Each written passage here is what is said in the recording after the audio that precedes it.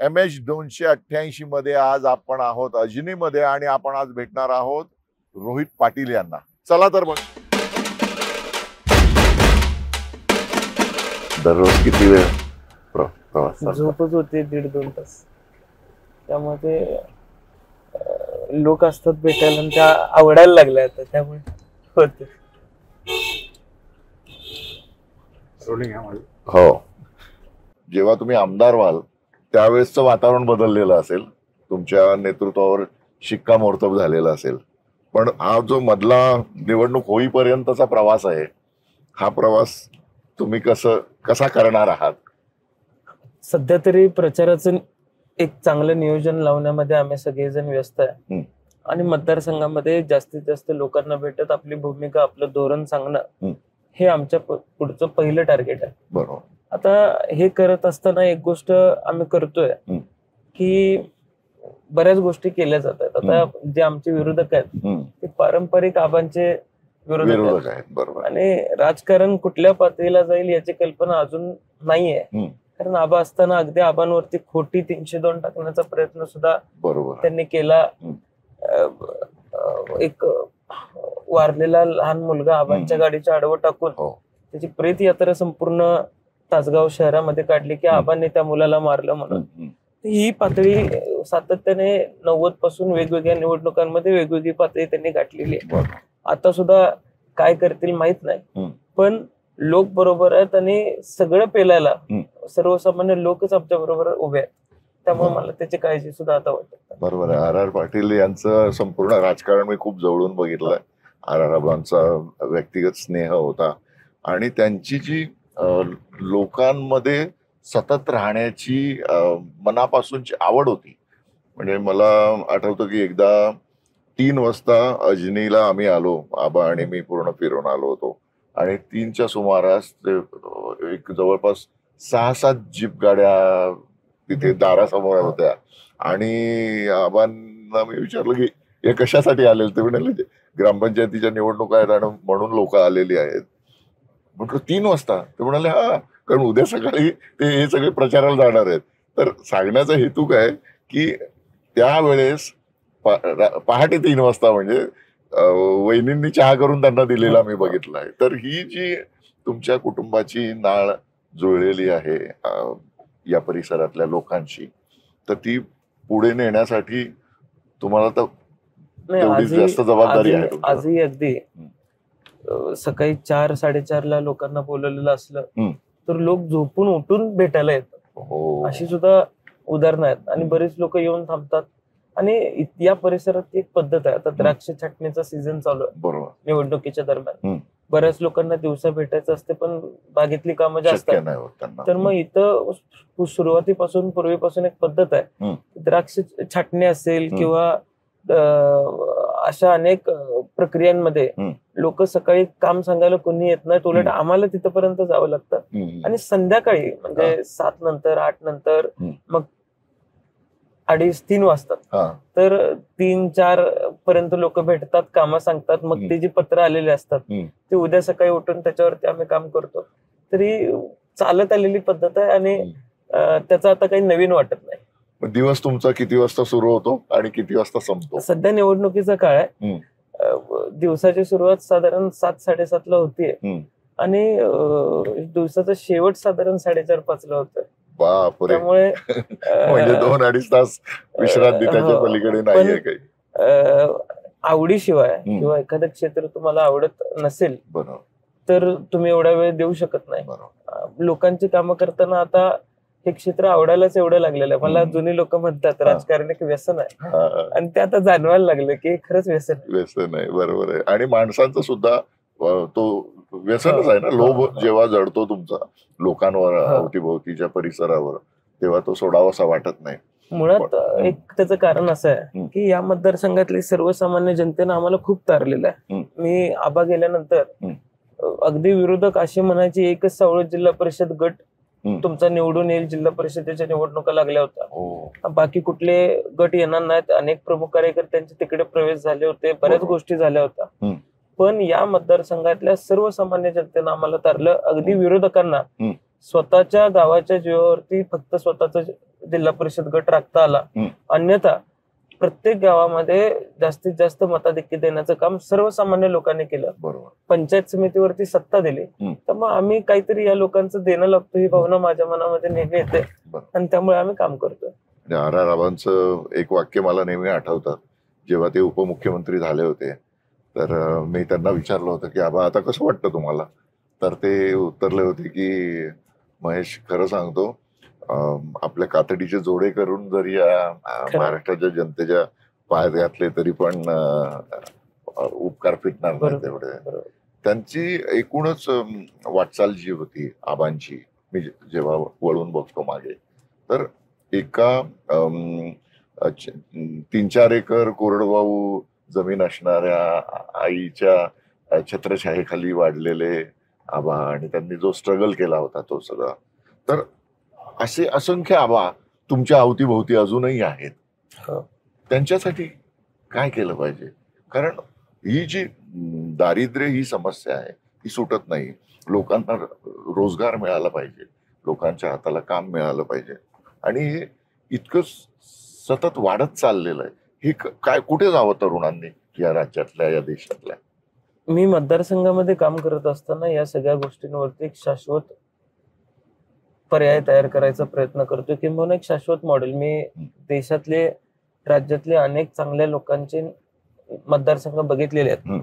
मला एक आकर्षण होतं की सिद्धरमैया असतील, D.K. शिवकुमार असतील, बरोबर, जगनमोहन रेड्डी असतील. मी जयललितांचा मतदारसंघ बघून आलेलो होतो. अरे वा. आणि 65-70% मतदान झालेल्या मतदानापैकी सातत्याने लोक कशी घेतात, बरोबर, असं काही वेगळं करतायत हे बघायला मी गेलो होतो. तर त्यांच्या मतदारसंघामध्ये त्यांच्या कामाची पद्धत वेगळी होती.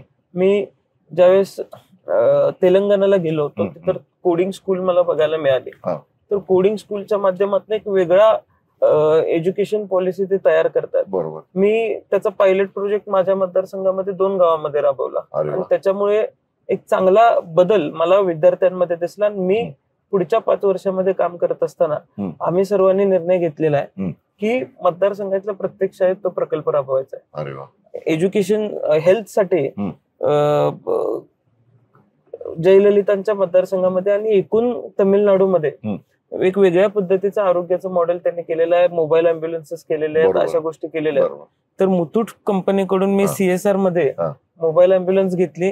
मतदारसंघामध्ये मोबाईल अँब्युलन्सच्या माध्यमातून सगळ्या तपासण्या केल्या. साधारण 40,000 पेक्षा जास्त रुग्णांच्या आपण तपासण्या केल्या. 5,500 रुग्णांचे म्हणजे 5,500च्या जवळपास रुग्णांच्या आम्ही शस्त्रक्रिया CSRच्या माध्यमातून केल्या. तर जे मी बघून आलो ते मला करायची संधी इथं मिळाली, मी ते केलं. त्यामुळे इथं सर्वसामान्य लोक आज आमच्या बरोबर असण्याचं कारणच ते की जे आबांनी सांभाळलं होतं ते आम्ही सांभाळण्याचा प्रयत्न करतोय. आता एकूणच म्हणजे राजकारण खूप वेगाने बदलत चाललेलं आहे. एक आत्ताची निवडणूक जी आहे 2024ची विधानसभा ही महाराष्ट्राच्या इतिहासातली एक अभूतपूर्व विधानसभा आहे. कारण या निवडणुकीमध्ये जी चुरस आहे, इतकी चुरस तर आतापर्यंत कधी बघायला मिळालेली नव्हती. तुम्ही त्याच निवडणुकीमध्ये या उमेदवार म्हणून उभे आहात. नाही, पण आपण एक बाजू सांगितली, मी दुसरी बाजू अशी सांगतो की सध्याची परिस्थिती अशी आहे की सध्याच्या परिस्थितीमध्ये राजकारणाच्या पद्धतीला आणि काही मंडळींच्या राजकारणाला लोक कंटाळलेले आहेत. त्यामुळे त्यांना नवीन पर्याय पाहिजे आणि तो मी नवीन पर्याय माझ्या मतदारसंघामध्ये लोकांना देऊ शकलेलो आहे. अनेक मतदारसंघामध्ये पवार साहेबांच्या माध्यमातून तरुण उमेदवार दिले गेलेले आहेत. आता आमच्या अकोलेचे अमित भांगरे साहेब, अमित जे असतील, बरोबर, परत अनेक ठिकाणी पवार साहेबांनी अगदी नवखे चेहरे दिलेले आहेत. त्यामुळे लोक तरुण पर्यायाला निवडतात. समरजित घाटगेंची सुद्धा घाटगेंना उमेदवारी दिलेली आहे. म्हणजे प्रचार म्हणजे त्यांचा प्रवेश झाला त्या दिवशी. युगेंद्र दादांना तिथं दिलेली आहे. रोहित दादा मतदारसंघामध्ये कर्जत जामखेड नवीनच आहे, बरोबर. तर असे नवीन पर्याय पवार साहेबांनी सुद्धा दिलेले आहेत. तर म्हणजे मला त्याच प्रश्नाकडे मी येत होतो की राष्ट्रवादी ज्या वेळेस फुटला, अजितदादांनी वेगळा गट स्वतःचा स्थापन केला आणि त्यांच्याकडे चिन्ह गेलं, सगळं म्हणजे खूप मोठा बदल राज्याने बघितला. तर या सगळ्या याच्यामध्ये तुम्ही मात्र शरद पवार यांच्या पक्षाबरोबर त्यांच्या नेतृत्वाखाली राहण्याचा निर्णय घेतला. काय प्रेरणा होती याच्या मागे? 2 जुलैला पवार साहेबांनी म्हणजे अजितदादांनी शपथविधी झाला अजितदादांचा, आणि त्याच्यानंतर असं झालं की आम्ही संध्याकाळी 6-7 वाजता सगळे कार्यकर्ते एकत्र बसलो होतो. पवार साहेबांनी या मतदारसंघामध्ये शेतकऱ्यांसाठी कर्जमाफीच्या माध्यमातून फार मोठे उपकार केलेले आहेत. कोल्ड स्टोरेजच्या माध्यमातून जे पवार साहेब कृषी मंत्री होते त्यावेळेस स्कीम आणली. मतदारसंघामध्ये साधारण 40 कोल्ड स्टोरेज त्या काळामध्ये उभे राहिले, अजून वाढतात. तर एक प्रत्यक्ष या भागातल्या शेतकऱ्यांसाठी पवार साहेबांनी काम केलं होतं. आणि त्याच्या पुढे जाऊन इव्हन फलोत्पादनाचा आता द्राक्षाचा विषय असेल किंवा त्या मला काळामध्ये आठवतं आरवी अण्णांनी तास ए गणेश खास शरद पवारांच्या आणि त्यांनी शरद नावाचं एक द्राक्ष शोधलं होतं. आता एक विषय असा आहे की हे सगळं काम आणि त्याच्या पुढे जाऊन आबांची कौटुंबिक पार्श्वभूमी बघितलं तर आबा म्हणजे एक साधे वकील असते, फार तर फार जिल्हा परिषद पर्यंत मजल मारू शकले असते असं आबा स्वतः सांगायचे. पवार साहेबांचा वरदहस्त होता. पवार साहेबांना आबांचे विचार पटले आणि एकूण सगळीकडे पोचत असताना त्यांनी एक धोरण स्वीकारलं की पवार साहेबांशी निष्ठा ठेवायची. आणि आम्ही सुद्धा तेच धोरण स्वीकारलं. आज आबा असते तर ते पवार साहेबांबरोबर खंबीरपणे असते. त्यामुळे आम्ही पवार साहेबांबरोबर राहण्याचा निर्णय घेतला. अगदी 3 तारखेलाच यशवंतराव चव्हाण साहेबांच्या समाधी स्थळावरती ज्यावेळेस सकाळी पवार साहेब येणार आहेत असं कळलं त्यावेळेस आम्ही आमचे कार्यकर्ते घेऊन 2000 लोक आमच्या मतदारसंघातली घेऊन आम्ही यशवंतराव चव्हाण साहेबांच्या समाधी स्थळावरती गेलो होतो. त्यामुळं एकूण आपण कृतज्ञ असलं पाहिजे असं आम्हाला सर्वांना वाटलं. माझ्या आजीचा आग्रह होता की पवार साहेबांना सोडायचं नाही, अन्यथा घरात घेणार नाही म्हणून. कारण की तिनं ते अपब्रिंगिंग सगळं बघितलं होतं.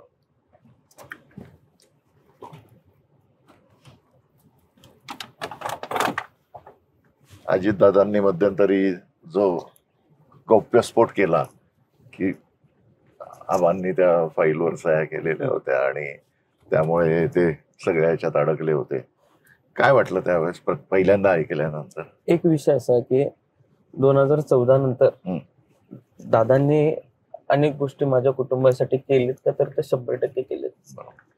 पण ती जबाबदारी त्यांनी घेतली होती. मला आठवते लीलावतीला असताना दादा आबांना भेटायला आले होते. मी पहिल्यांदा त्यावेळेस दादांना बघितलं होतं आणि कुटुंबाकडे बघून दादांना आबा बोलले होते की आता या सगळ्यांची जबाबदारी तुम्हाला घ्यायची असं ते बोलले होते. दादांनी ती घेतली. पण त्याच्या पुढच्या काळामध्ये आम्ही त्यांच्या नेतृत्वामध्ये आणि कामही केलं. आम्ही पार्टी स्प्लिट झाल्यानंतर आम्ही पवार साहेबांबरोबर राहण्याचा निर्णय घेतला. त्याच्यानंतर मतदारसंघामध्ये निधी देण्याच्या बाबतीत सुद्धा एक वेगळा स्वभाव दिसून आला. म्हणजे कदाचित विरोधी पक्षाला निधी द्यायचंच नाही हे कदाचित ठरवलं होते की काय माहित नाही. पण तसं असल्यामुळे अडचण अशी झाली की आजपर्यंत जे आकसाचं राजकारण संबंध महाराष्ट्रामध्ये कधी केलं गेलं नव्हतं. सुसंस्कृत महाराष्ट्र म्हणून महाराष्ट्राची ओळख होती, ती ओळख राहिली नाही. विरोधी पक्षांना अजिबातच निधी द्यायचा नाही असं कदाचित धोरण स्वीकारलं गेलं होतं.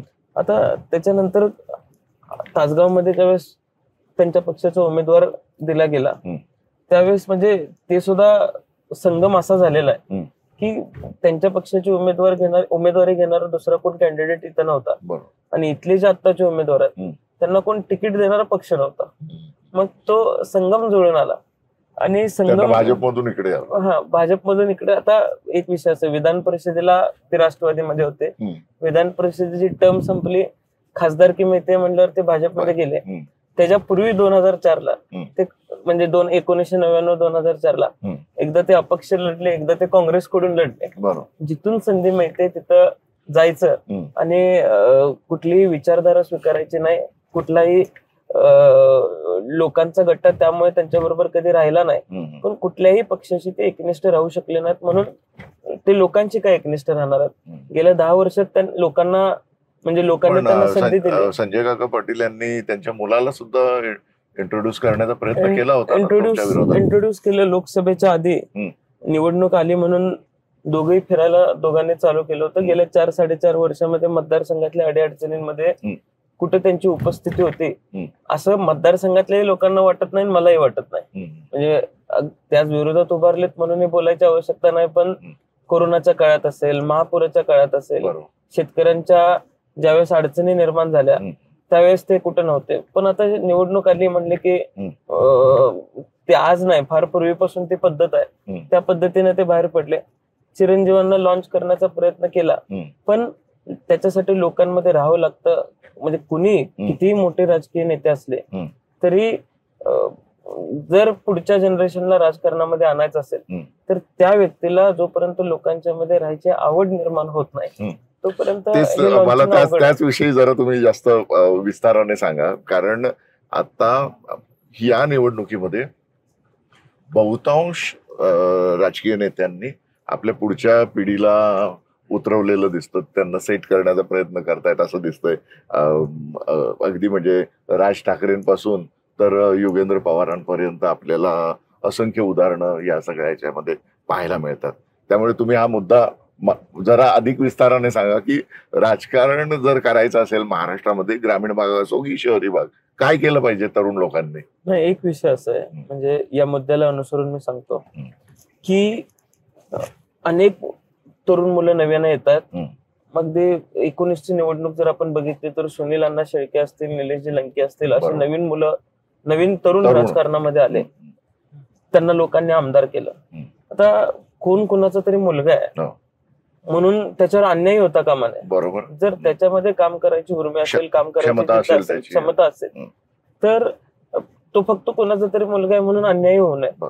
पण अगदीच किती मोठा नेता असला, काम करत नसतील, क्षमता नसेल, तर लोकांना संविधानाच्या माध्यमातून अधिकार मिळालेला आहे, त्याला न स्वीकारण्याचा अधिकार सुद्धा लोकांना मिळालेला आहे. त्यामुळे लोक त्यांच्या अधिकाराचा वापर करतात. आणि यापूर्वी अनेक निवडणुका आहेत जिथे लोकांनी त्या अधिकाराचा वापर केलेला आहे आणि लोकांनी अनेक लोकांना स्वीकारलेलं सुद्धा. बरोबर.